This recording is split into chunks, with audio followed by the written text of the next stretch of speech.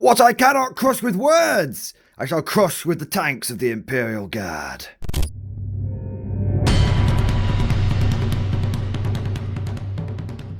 Hello again and welcome to another Mordy and Glory Warhammer 40k video. In today's episode, I thought we'd do something a little bit different.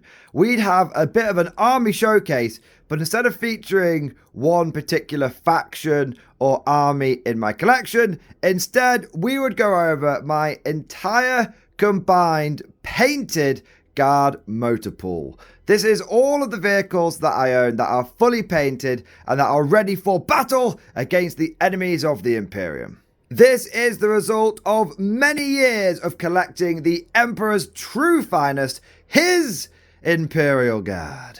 And what I want to do is take you through step by step each part of this collection. Show off each tank, have a good look at it so you can take it all in for your viewing pleasure, and maybe have a bit of history as well. Go through the background and lore, both real life and on the tabletop, for the various models that are here. And finally, we'll have a look and a little talk about what is going to be happening in the future. So with all that said, let's not mess around any further. Let's mount up, roll out, and drive right into today's episode. So let's begin with what we've got here on the right. And these are all of the vehicles for my Mordian 50th Rifles. What started out as an infantry regiment has certainly expanded its horizons into mechanized and armored warfare. And it seems only right to begin with the venerable Leman Russ, the backbone of every Guard armored company. So for the Mordians, I've got 6 Leman Russes. Many of these are very old models that have been in my collection for literal decades. As you can see, there's a mixture of the old boxy Leman Russ turrets, and we've also got some of the new smoother, sort of flatter turrets as well. The heart of this Russ platoon has to be these 3 El Clasico Russes with battle cannon, las cannons, and heavy bolters. These are truly venerable vehicles and are some of the oldest in my motor pool. You know that they're the older variant. There's a couple of telltale signs that they've got the boxy turret there. They've also got the fixed sponsons, so these aren't slotted. When you bought the kit, you could pretty much only build them with heavy bolters and las cannons in the front. If you wanted other sponson options, you'd have to get other kits like the Demolisher one. And these are just some of my favourite models ever for the Guard. And I'm not saying they're the prettiest models. There's definitely, like, you know, some of these turrets are pretty bloody boxy. Let's not lie about it.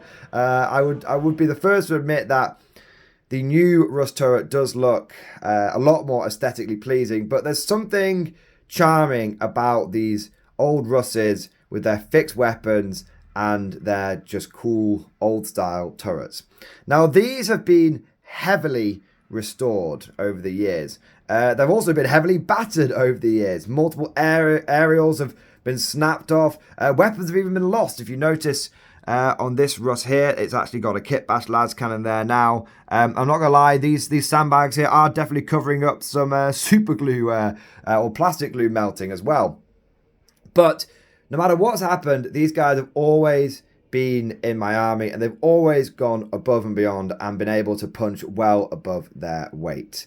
There's a couple of other telltale signs. There actually were a few variations of this Russ, and you can see here that this is actually a 2nd edition Russ, and you can see because it's got the metal turret hatch on top there, with the sort of levers on the outside, and then you've got sort of the newer style turret hatch which came over to the new kit as well, where the turret was flat on the top, and you've got the sort of the way to open it on the inside there. So it's interesting how many subtle iterations to the Leman Russ there have been. Many changes, a lot of them small over the years. Another small thing that some people don't notice about the old Russ versus the new Russ is the sort of engine on the back is slightly off center. Now that might be kind of hard to see on these boxy Russes, but if we come over to this Demolisher here, you can see that the conversion kit that I bought to give it the trench rails doesn't actually quite fit, because this conversion kit for the trench rails to make it look kind of like one of the Krieg Miles Alpha pattern tanks was designed to go on the new tank. And I actually never knew that this engine was slightly off center until I bought this little conversion. You can see I've tried to cover that gap with the Medipack there. It is very obvious when you put them side by side and you see how much to the right that Demolisher hatch is in comparison to the Exterminator one, where you can see it's bang in the center. Honestly, something that, I mean, I've had new Russes and old Russes fight side by side for years, and it wasn't until literally I bought that conversion that I noticed it. So it's kind of interesting. It's a subtle change, and I wonder why they had it off center at the beginning, and I wonder why they changed it to being more down the middle in the end. But it's just a small change. But you've got all sorts of tiny variations in the Russ kit, and a good example of this is the Demolisher. So this Demolisher is actually the first Lehman Russ and the first tank that I ever owned, and I bought this about 20 years ago. When I first got my Guard Army, I had about 40 I bought it secondhand from a mate at school. It cost me a lot of Christmas money that I'd saved up over the years, but I got 40 Guardsmen, Old Metal Command Squad, a Chimera, a Sentinel, and this Lehman Russ Demolisher. So this thing has a very special place in my heart, and it weighs an absolute ton. That entire turret there, well, the barrel I should say, and the extra arm on the side is solid metal. And then I've added the sandbags on top out of milliput, which also add a lot of weight to it. And the sponsored weapons are also metal as well. This thing is an absolute beast. This was the first tank that I ever bought. The first tank that I ever built myself was actually this one here. This was the second tank that I ever owned, and I stuck the tank commander out the top of it. And yeah, it's both of these tanks have a very special place in my heart. They really get the member berries going and the nostalgia flowing. This Demolisher, as you can see, it's got plasma cannons, las cannons, and all those kind of good stuff. For a long time, I never, when I started playing 40k competitively, I didn't run this Demolisher because, well, that loadout was just so expensive and it was rarely worth it. But interestingly, as we come over to sort of 10th edition 40k now, this Demolisher's actually got a really good loadout. I mean, you want to have those plasma cannons and those las cannons because now they're basically free. They're included in the cost and everything. So it's funny how sometimes it takes a long time. Sometimes it takes literally a decade, but eventually what is old is new, what's new is old, and these metas shift and change and loadouts go in and out of fashion. Speaking of going in and out of fashion, we've then got two of my newer Russes. These are the newest Russes in the Mordian Motorpool, and these are my two Exterminators. Both of these have got multi-melter sponsons, they've got heavy bolters in the front, and there's actually a few, you can sort of, one of the things that really separates these from the other vehicles is there's not as much accoutrement on them. If you look, there's all sorts of eagles and sandbags and spades and shovels and stuff that are hanging off these old Russes because they came with the old upgrade kit, and so it was easy just to slap a whole extra bunch of parts to them and it gave them that extra bit of personality. Whereas if you look at the new Russes, they don't come with that. And in fact, these track guards here are not original GW ones. I bought them from eBay secondhand. So it's interesting, and you can kind of tell the difference if you look at how some of the old track guards look and then compare them to some of the new ones. You can see those subtle differences. But moving on, we get to our Chimera APCs. These are my favourite transport in the entire game of Warhammer 40k. I absolutely love them. I think they just look like a tank. They look badass. And these guys have been helping get my Mordians from A to B for a very long time. There's also a wide variety of marks and patterns in here, similar to with the Russes. All sorts of ages and differences between the different models. Now, the first Chimera that I ever owned is actually this one on the side here. This was I mentioned when I bought my army, I got a Chimera and I got that Demolisher. Well, this is that Chimera, still serving my Guardsmen, still transporting them 20 years later. Similar to with the Russes, how you can see subtle differences in the Chimera's design and changes over the years. The two big giveaways when looking at old Chimeras versus new Chimeras is the turrets and the side armor.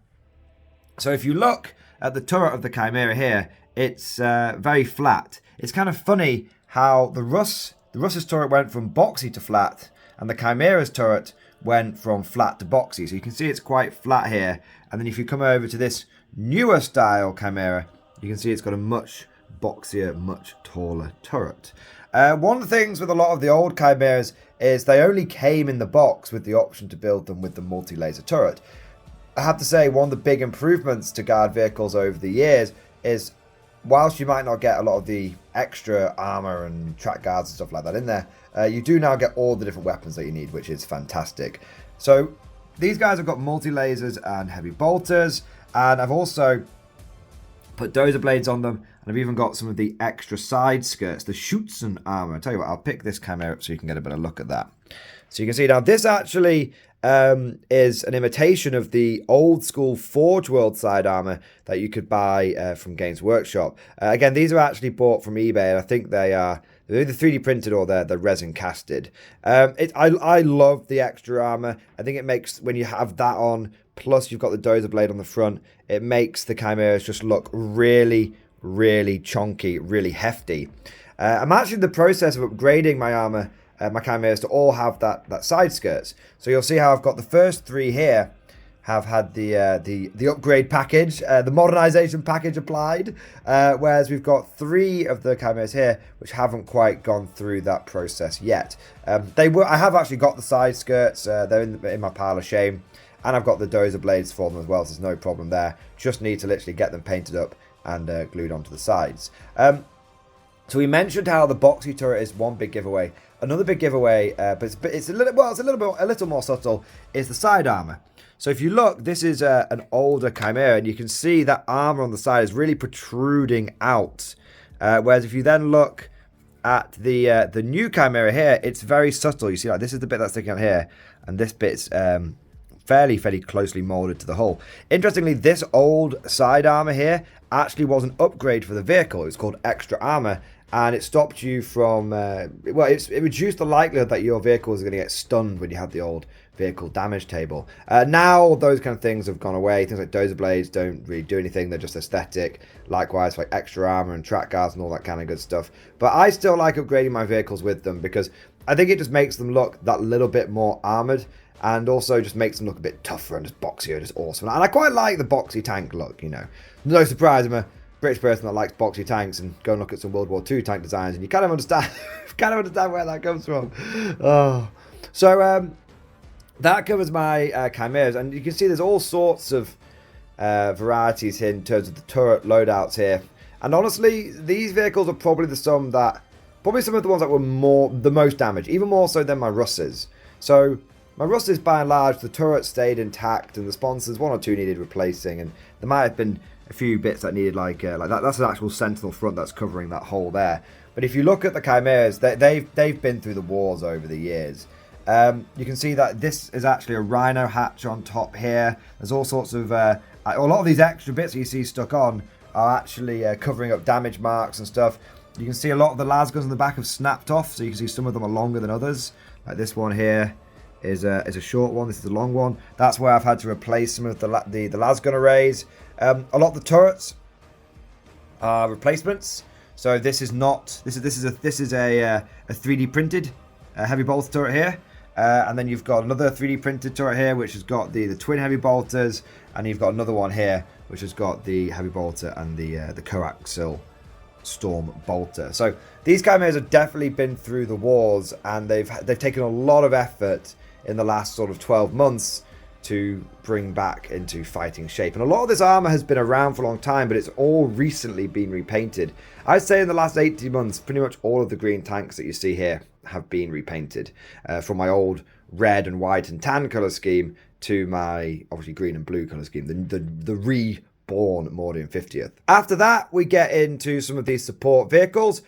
So we have a trio of Hellhounds. This one in the middle is an OG Hellhound, metal bits, metal turret, metal armor, metal tanks on the outside, because Obviously, having the fuel tanks exposed on the outside with no protection is a really good idea. Well done, Imperium. And then the Hellhound on the left is actually a conversion I did from the modern Chimera kit to make it look like an old school Hellhound. I did this about 10 years ago when I was in university. I wanted to have one of those old school Hellhounds. I didn't actually own one at the time, so I went out and made one. And then it's just a Chimera with the hull heavy flamer, the turret heavy flamer, and then I got a couple of the old like battlefield debris.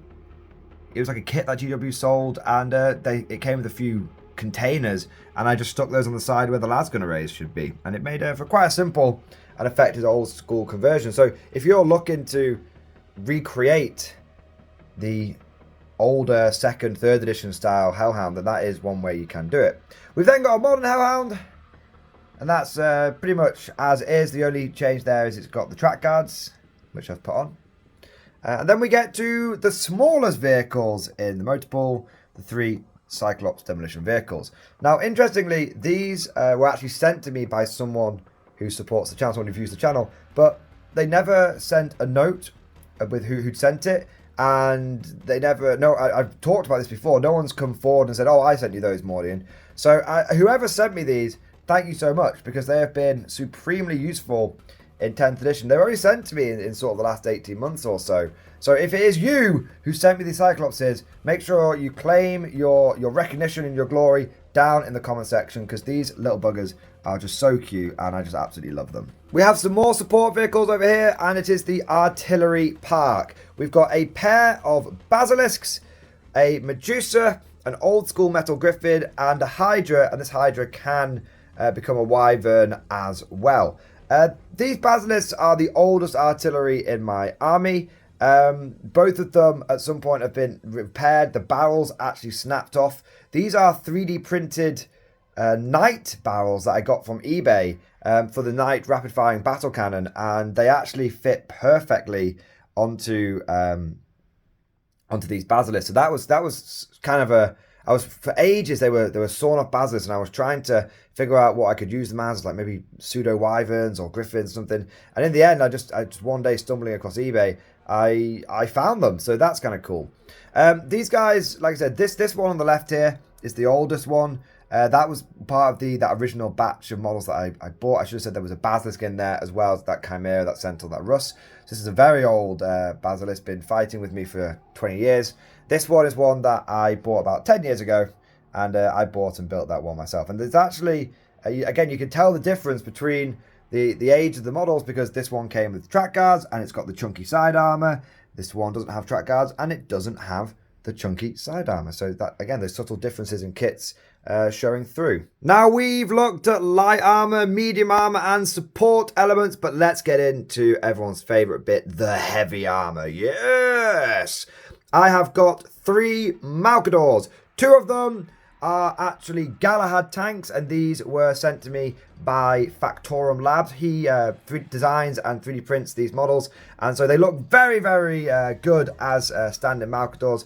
And I've got all of the bits to make them Malcador Defenders, or regular Malcadors, or Annihilators, and all the sponsors and all that kind of good stuff. So big thank you to him for sending those to me. These are actually, ironically, considering Malcador is an ancient design in the lore, these are actually the latest tanks to join the motor pool, and I'm really looking forward to getting them out on the tabletop and having them and using them, because I've never actually used a Malcador before, and I've only faced off against one once, and that was in a narrative tournament, so it'd be kind of cool to see how they perform.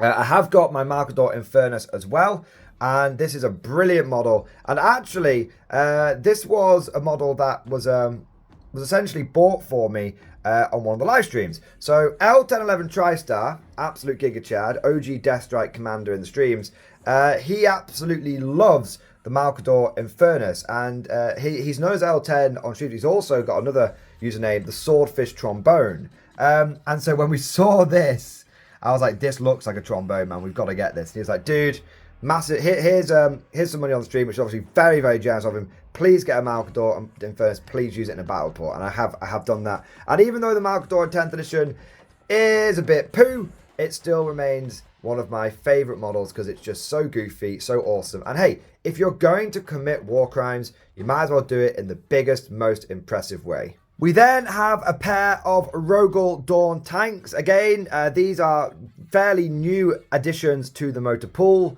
and they are, as you can tell, they're not GW Rogel Dawns. They are third-party alternative Dawns. Again, these are designed by Factorum Labs. This one on the left was sent to me by Factorum Labs, and I did a review on that. And then this one was sent to me by Cosmic Drew. Cosmic Drew, the Octopope himself. Again, another big personality in the Mordian Glory community and on the streams. And that was very generous of him to send me this, because I was talking about wanting to run Double Dawn for ages. And he was like, you know what, mate? I'm going to make that dream happen. So big thank you to Factorum and to Cosmic Drew for giving me these Dawns. And then we get to the big boys. The biggest tanks that I have for the Mordians. And they are the Baneblade and the Hellhammer. Both of these are actually, they're not old or new additions. They're kind of in the middle of the timeline of my model collection. I actually got this Baneblade here was the first super heavy that I ever got, in all of Warhammer 40k.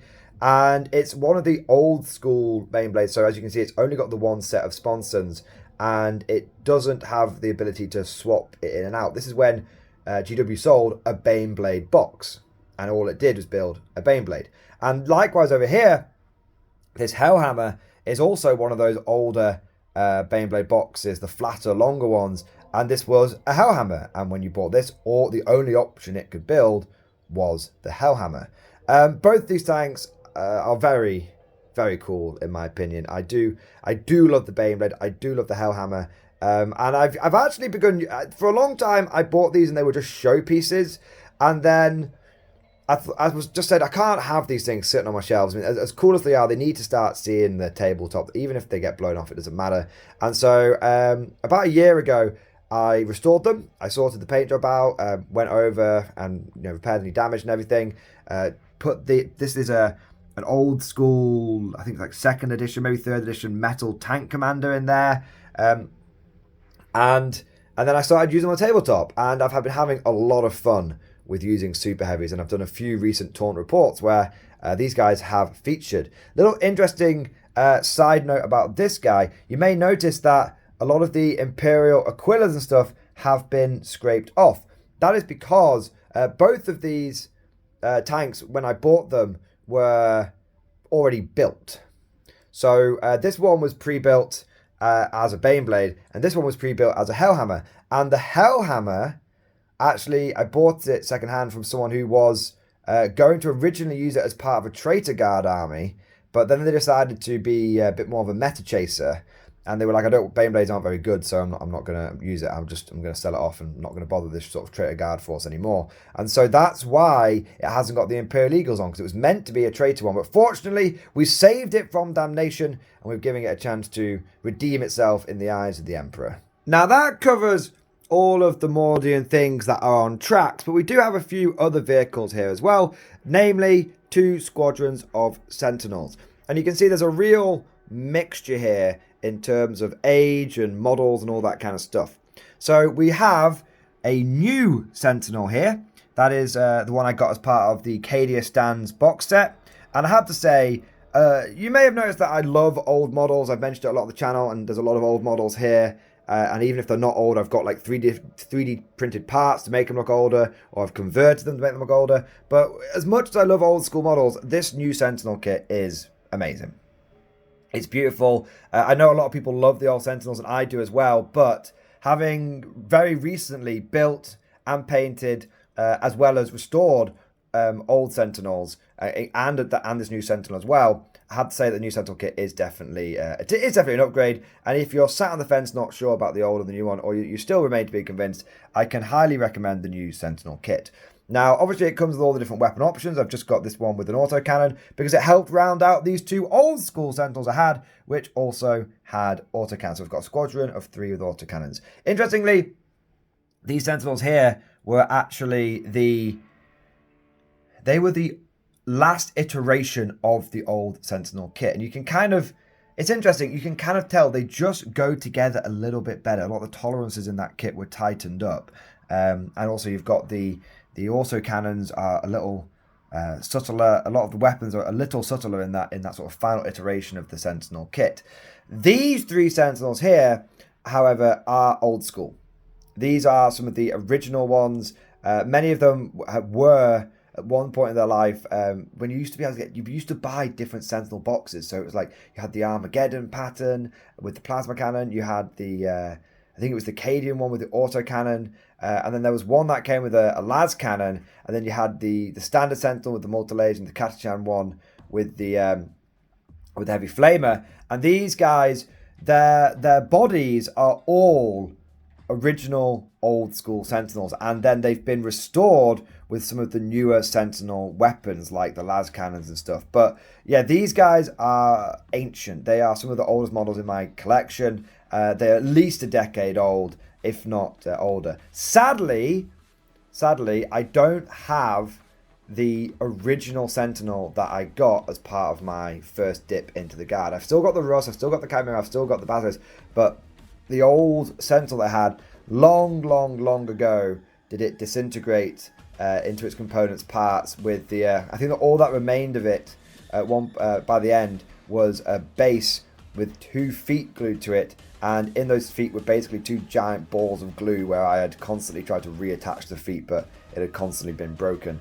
That was one of the problems of the old Sentinel kit. The feet just broke off all the time, and I think it was just a weakness there in the plastic. That did get fixed later on, but yeah, there'll be a lot of veteran Guard players who will be able to tell you horror stories of the Sentinel's legs snapping off on the bases and just the feet remaining like something comical out of an old sci-fi program. But speaking of Sentinels, I have 4 more Sentinels, and this leads us rather elegantly on to the other tank force in my collection. This is the 234th Armageddon Steel Legion, the mechanized dragoons of Armageddon, and this is all relatively new in terms of models in my motor pool. Relatively new. Some of them are still sort of 5 or 6 years old, but all of these tanks were added to the collection between 8th edition and 10th edition. With the launch of 8th edition and the hard reset, I decided that I wanted to have another Guard army, just for myself. I've always liked Steel Legion. I had a bunch of old Metal Steel Legion models in my collection, many of which were unpainted. I thought, you know what? I've got all these Metal Steel Legion infantry. Let's get them a few Chimeras to ride around in. And then, before I knew it, I'd got all of this.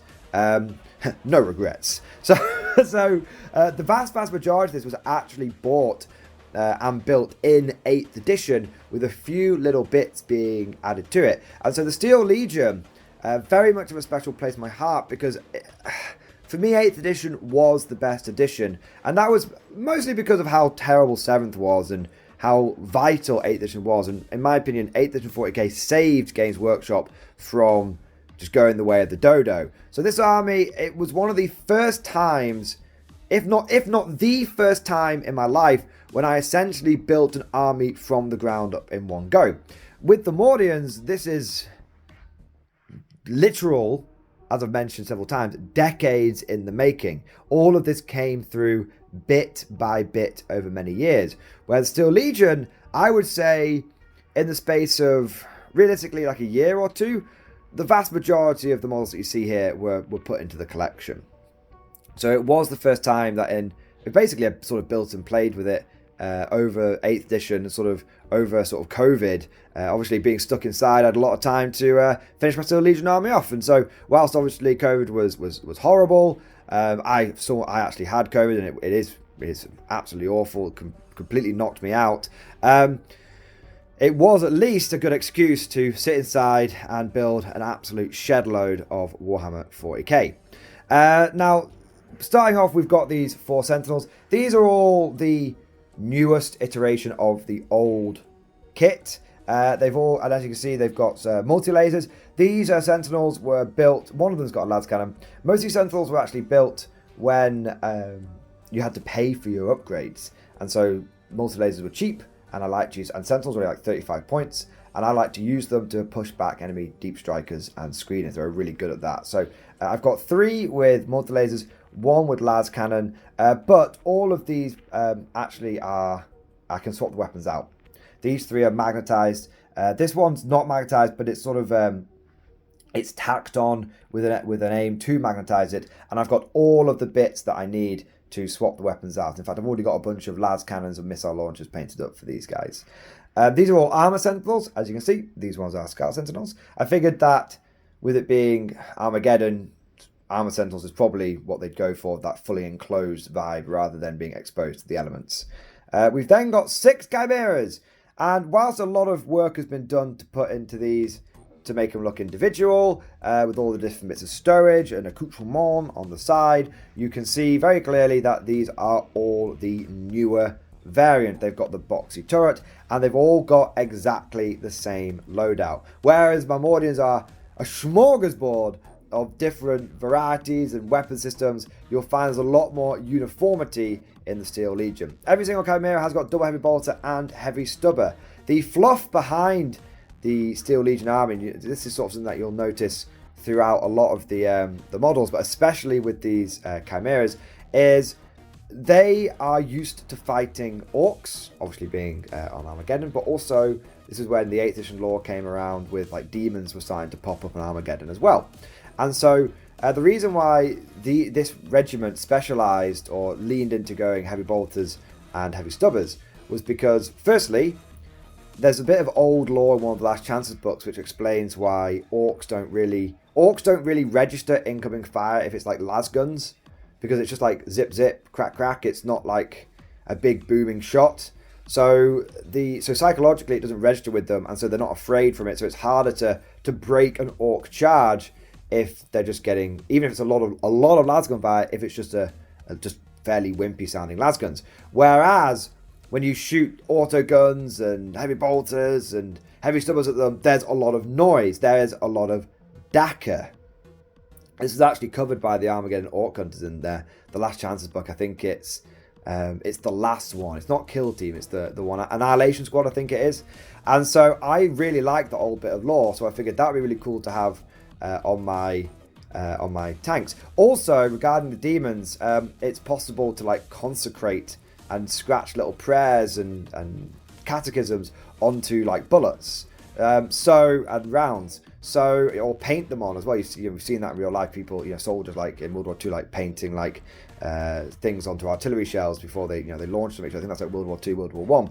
And so I figured that the bit of lore that I have in my for this army is every one of these transports, every one of these vehicles keeps. They have regular ammunition, and then there's a special box for ammunition where there's at least one box for each heavy bolter, one box for each heavy stubber, which is full of consecrated rounds. So if they engage with demons, they'll have some extra, just enough ammo to be able to do some real damage to them before being able to disengage and call on the people that are really meant to deal with those kind of things. Obviously, Armageddon's been completely overrun now by demons pretty much, but at the time they were only just popping up, so it's a little bit of extra protection for the guardsmen there that they'd taken upon themselves. Last thing to mention around the chimeras, you'll notice there is an absolute buttload of storage. The idea with the 234th is they're a rapid reaction force, a bit of a first strike, the first in, last out, that kind of thing. And so they often have to bring much of their equipment with them. So you'll see they've got water barrels and stuff, and fuel and ammo and spare weapons all strapped to the sides. And so even though they're newly founded, they are already kind of upgrading and converting their chimeras and sort of taking some non-standard equipment along with them, because they know that sometimes they're going to have to rely just upon what they have brought with them in their chimeras and on their backs. We then get over to the Lehman Russes, and I have basically 3 pairs of Russes. I've got 2 Demolishers, both with triple heavy flamer, although all of the different weapons are painted up for these guys, so I can do plasma cannons and all that kind of stuff as well.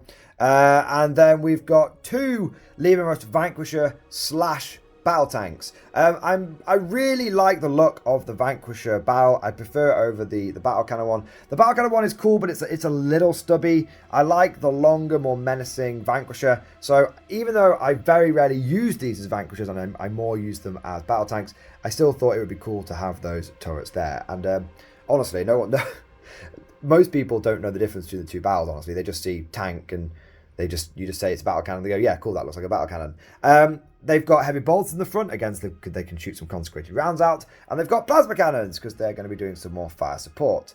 Likewise, we've got 2 Leman Russ executioners here, plasma cannons, heavy bolters, and again, all very, very uniform.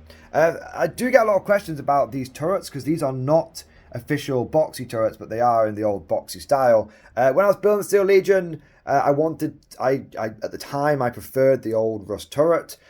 So what I did is I went to a place called Cromlech, also known as Bits of War, and they sold these alternative turrets. Sadly, these are now discontinued as far as I am aware, but they have replaced that with this style. This turret here is also a 3D print, not 3D print, a Cromlech one, and I can, even though I was sad when they got rid of these old boxy ones, this new design is amazing. Out of all the turret designs here, between the official GW one, the Slimline, the official GW boxy, and the Cromlech boxy, and then this new one, in my opinion, this is the best looking one. It is the biggest, it is the chunkiest, but it's both a combination of boxy and flat, and I think in many ways it's the most realistic looking turret for the Russ, just in terms of its size in comparison to the rest of the tank. We have got one more Leman Russ, and this is actually the latest Leman Russ. I painted this up just the other week, and this was sent in by Cosmic Drew, the same guy that sent me the Rogel Dawn.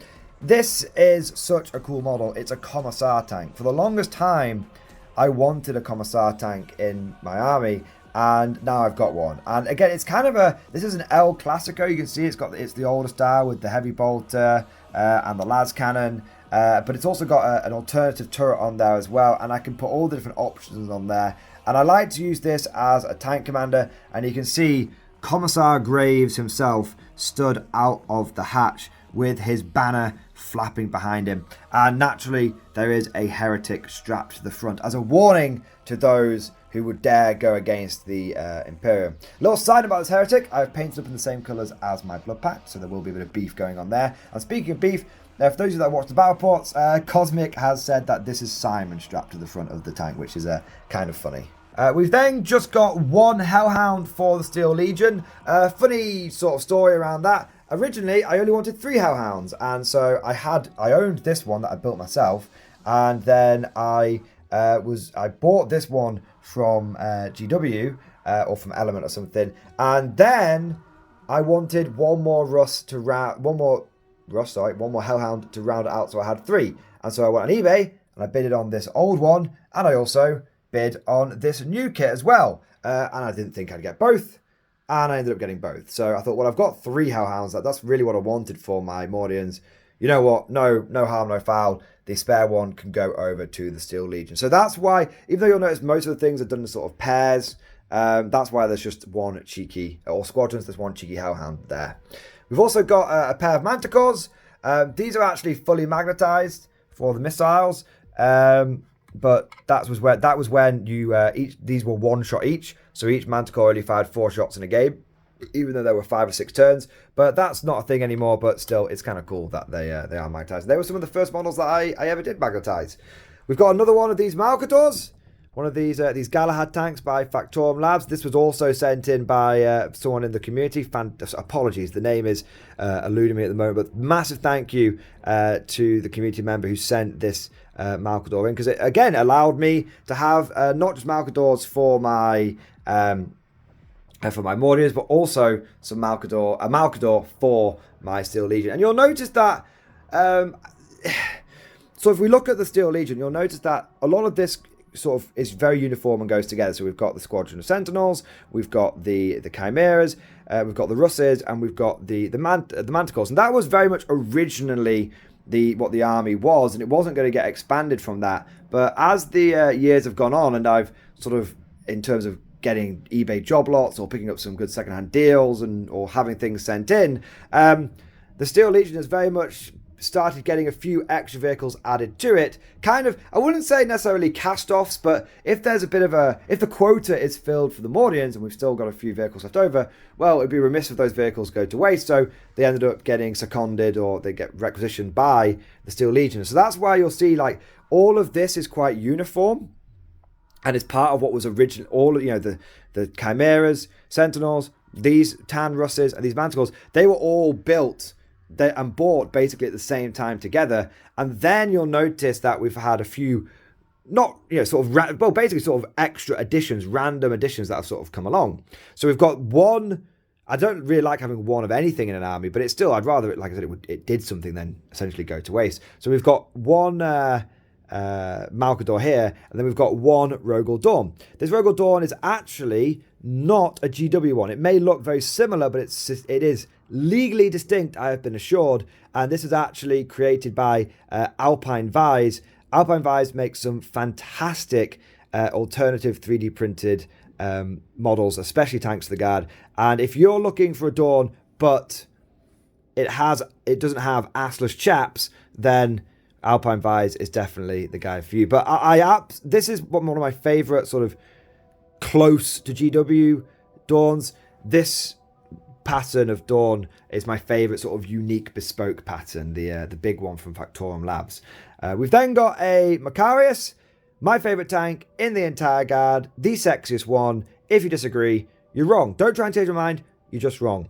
Legit Macarius. It is a Vanquisher, and I do have all the different parts to turn it into a Vulcan, as well as a regular Macarius. Naturally, sir, I stuck all of the heavy stubbers on it, because stubbers are cool. And this vehicle is not very good rules-wise, but in my opinion, is just the most aesthetically pleasing and coolest tank that the Guard have.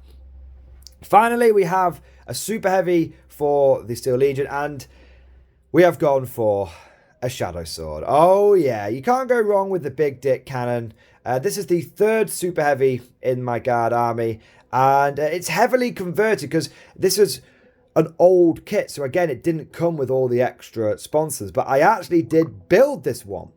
So because I built this one, I was able to put some work into it to convert it appropriately for sort of 10th edition when the sponsors and stuff were free, and they were a good idea to buy. Well, not buy, a good idea to model onto your unit. So what I've done here, this is actually the firing deck from the Stormlord, and then I cut down the front of the Shadow Sword so it would still slot in there with the heavy bolter here. And so we've got the firing deck of the Stormlord with the casemate of the Shadow Sword cut down so it fits in there, because otherwise the ammo feeds under here wouldn't quite fit in.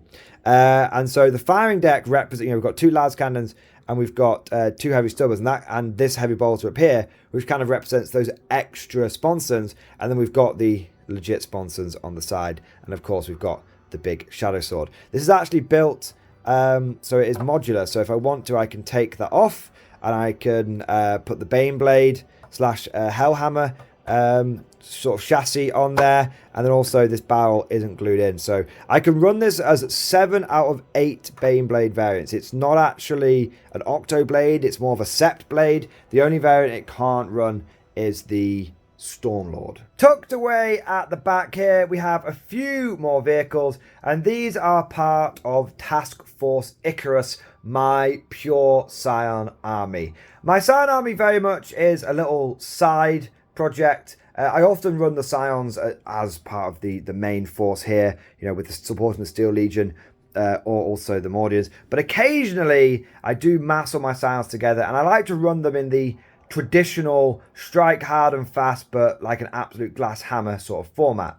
We've got 5 Taurox Primes here. Every single one is equipped with double Gatling gun and double volley gun. I call this the Dakadorn. And over the editions, all of the editions that I've used these things in, 8th, 9th and 10th edition, the Dakadorn has always been my preferred loadout. The amount of bullets it can spit down range is fantastic, and it gives the Scions, who typically are going to be armed with melter guns and plasma guns, it gives them a lot of anti-horde. So the Tauroxes in my army like to scythe down the infantry, while the Scions jump out and take down the big things. It's kind of interesting. I have my vehicles go against infantry, and I have my infantry going against vehicles. When I'm running my regular guard, it's often the other way around. My infantry deals with other infantry, and my vehicles deal with other vehicles. I've also got a pair of Valkyries here. Both these Valkyries are actually very dear to my heart, because both of them were actually bought for me by my brother. when Flyers first came out in 7th edition, he got me a Valkyrie. I actually originally used it as a Vendetta, and then later on, when I was like, man, these are so good. I really wish I had another one. But I was a dirt poor student at the time. My brother, who is a little bit older than me and had a full-time job, was like, well, you know what? We've had one Valkyrie, Tim. What about second Valkyrie? And so actually, my air wing actually came from my brother, which is kind of a nice story. And he's actually got his own channel, by the way, if you want to go and check out. He covers bolt action on his channel. He's sort of moved away from 40k in recent years and is now focusing on bolt action. But if you want to check that out, please go and have a look at Scholar Progenium. If you type in Scholar Progenium bolt action, it should come up with his stuff. But yeah, both of these were once Vendettas, hence why you see they've got lots of lascans stuck to the side. I took the lascans off underneath, and now I kind of just use them as any Valkyrie platform. So whether it's needs to be a Valkyrie or a Vendetta or a Vulture, these things, they just do what they need to do.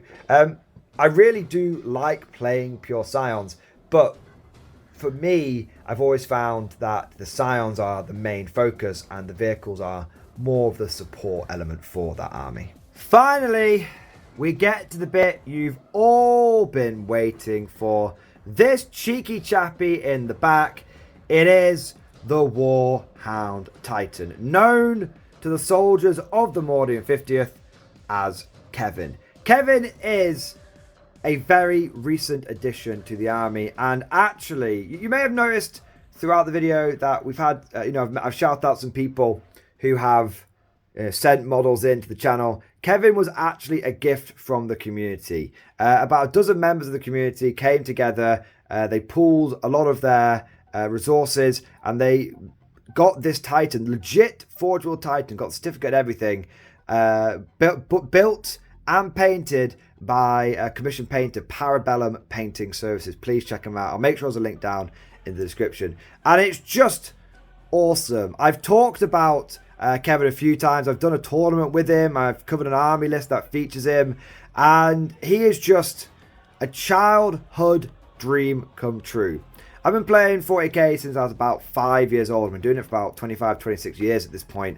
And from the earliest days, I remember looking over the old 2nd edition black and white, 2nd or 3rd edition book with the black and white footage, black and white pictures of Titans in there. I remember in the old Guard 3rd edition book with when there was the Cadians holding off Tyranids in the distance, there were Titans fighting Bio-Titans, and I've literally always wanted a Titan, but I've never been able to really afford it or justify it.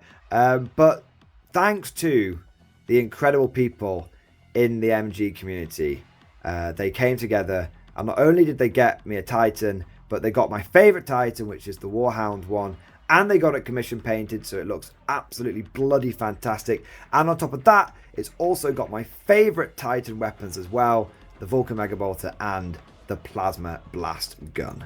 But with Kevin the Titan covered, that just about goes over all of the painted Guard armor. And I say painted because despite the fact in the last 18 months or so, I've pretty much redone all of these Mordian tanks. Honestly, most of these were done very, very recently, and including these extra tanks for the Steel Legion as well, and these Sentinels. So I've been a very busy bee recently.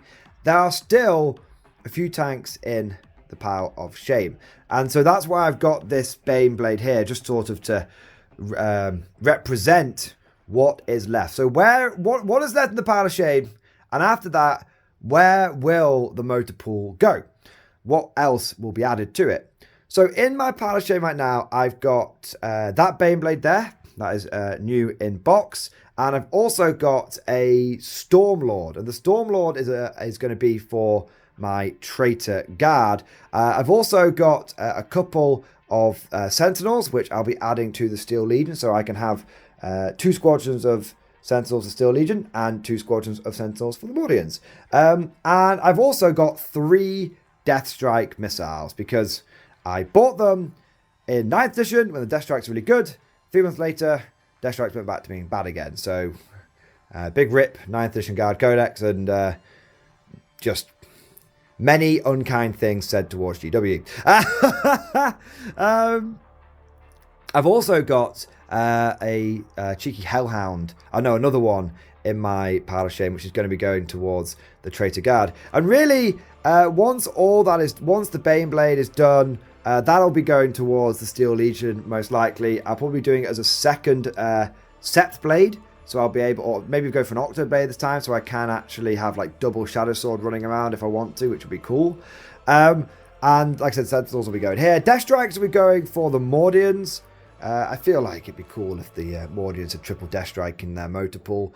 And then, as I mentioned, I've got a couple of vehicles that are going towards Traitor Guard, because we've had 2 Guard armies, yes. But what about 3rd Guard army? Well, I'm actually building up a Traitor Guard force now. I've got most of the infantry for it already. I want to say a massive thank you to Anvil Industries. They actually, as part of supporting and sponsoring the channel, sent me over 100 of their blood-packed traitor soldiers, and I've been having an amazing time building and painting those on stream, and I've even used them in a cheeky 1,000-point battle report as well.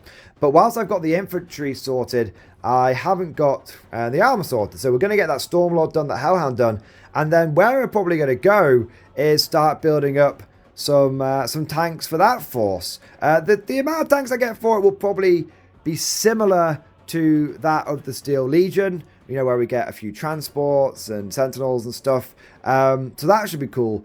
In terms of, so that's sort of the immediate plan. However, despite the fact you see an absolute crap load of armor in front of you now, there are actually still a few holes in my collection.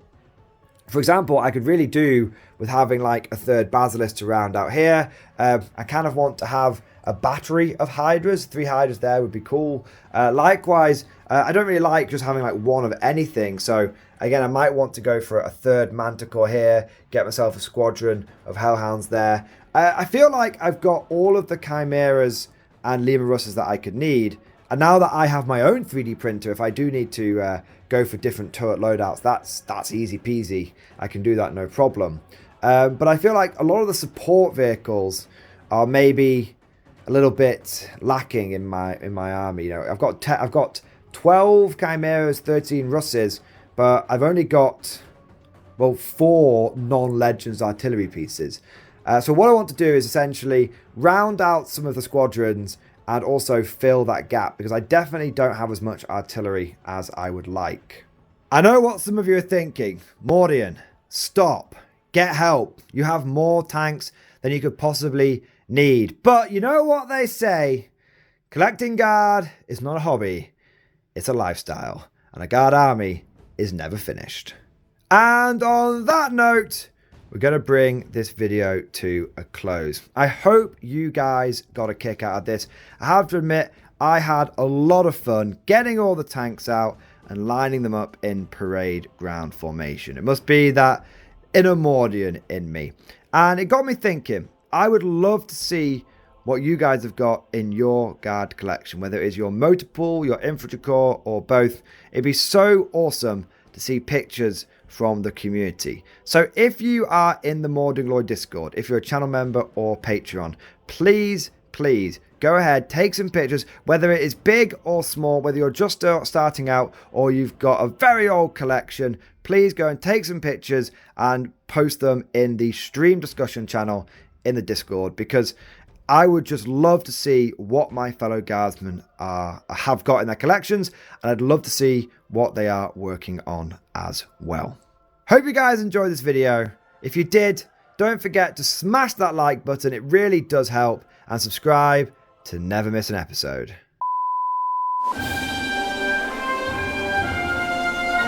Would you like to know more?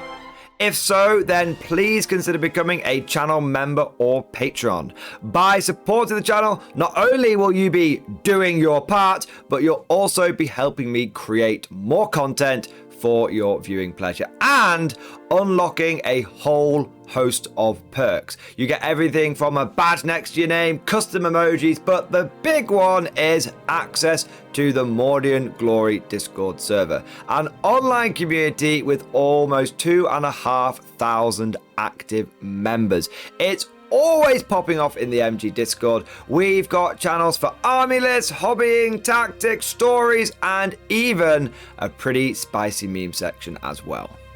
For all you greenhorns that wanted to see the Mordian glory hole, today is your lucky day.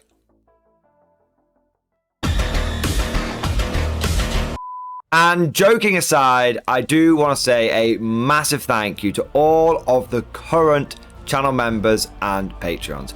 You guys are amazing. Truly the lifeblood of the channel. I could not do Mordian Glory full-time without the incredible and generous support of my members. So thank you guys so much. And last, but certainly not least, I want to say a personal thank you to all of my top tier Patreons. These are the War Masters, and they have truly gone above and beyond the call of duty. So a big shout out to Bon Vert, Mad Larkin, Marcus Roberts, Mark Panconi, RJ Scorpion, Swordfish Trombone, John Stubbs, Nick Walsh, Diesel Fox, and August Varney. Thank you guys so much. Your incredible generosity is a massive part of how I'm able to do Mordian Glory full time, and it is a big driving force behind the channel. But I hope you all enjoyed today's video. Thank you for watching, and of course, as always, I'll see you guys next time.